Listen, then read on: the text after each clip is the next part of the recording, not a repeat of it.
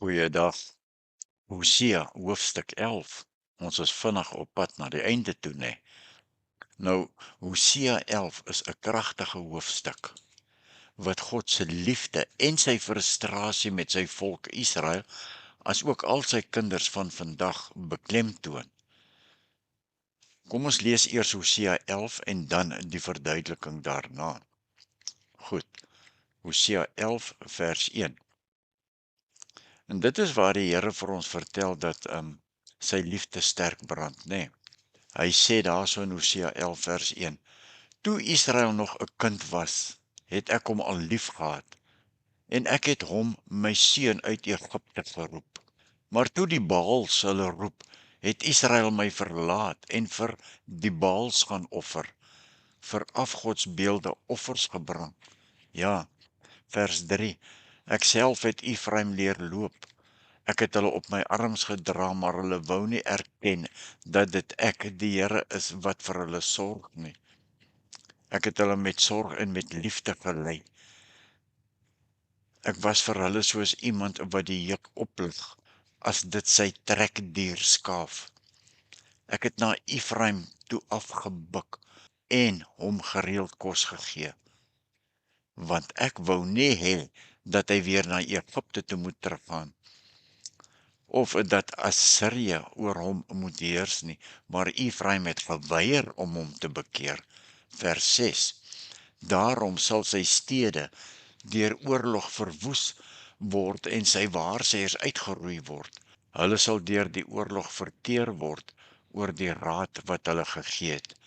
Omdat my volk my verlaat het, sal party van hulle opgehang word en die ander sal die slawejuk moet dra, 'n juk wat nie afgegooi sal word nie. Maar hoe kan ek jou prys gee, Efraim? Hoe kan ek jou laat vaar, Israel? Hoe kan ek die Here jou vernietig soos Atma met jou maak, soos met Seboim?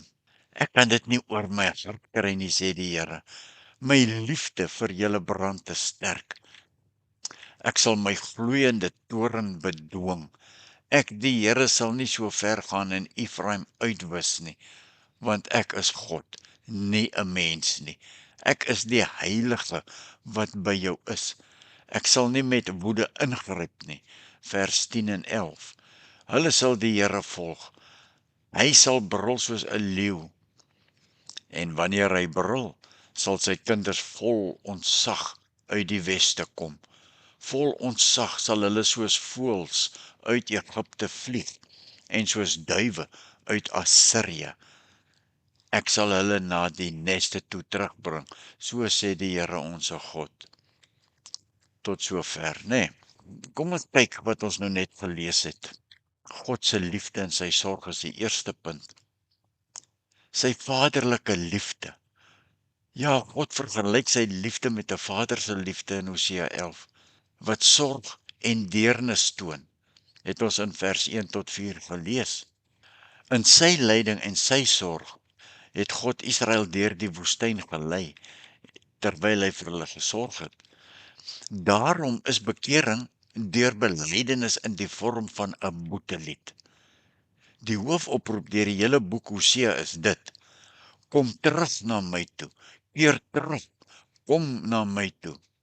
En dit word vir oulaas saam met die oortreding herhaal, en dis uit en uit rebellie teen ons liefdevolle God van genade.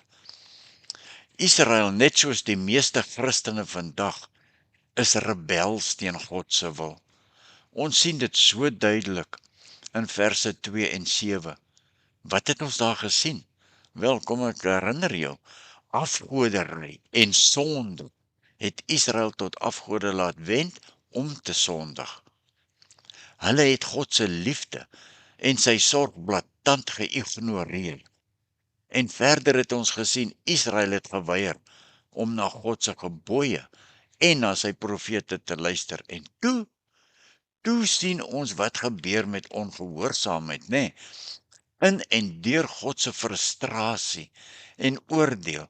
En nou spreek God sy frustrasie en sy hartseer uit oor Israel se rebellie.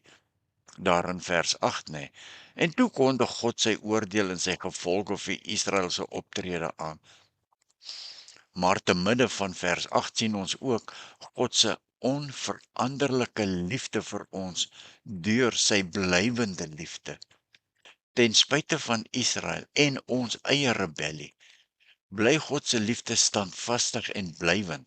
Het ons in vers 8 en 9 God gehoor deur die toekomstige verlossing en die herstel wat nog kom.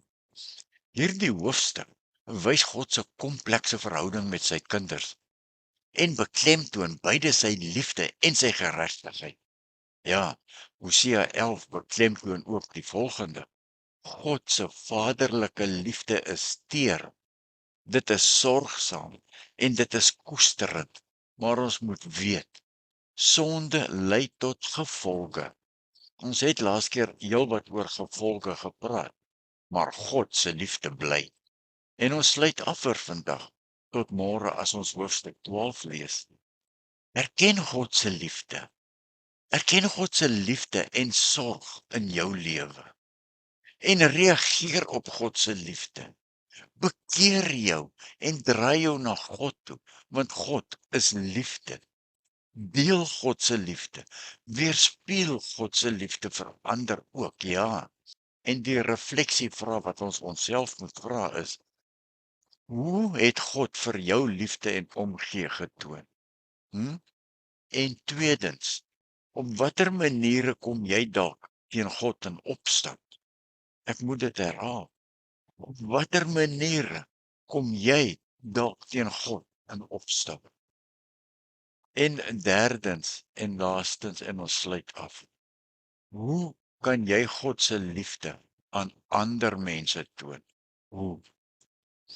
Seën, vrede en genade van jou geliefde kind van God, vir wie God so liefhet dat hy sy seun laat kruisig het, vir jou en vir my sondes, en van Jesus Christus homself, en van die Heilige Gees wat dit in ons harte wil vasmaak.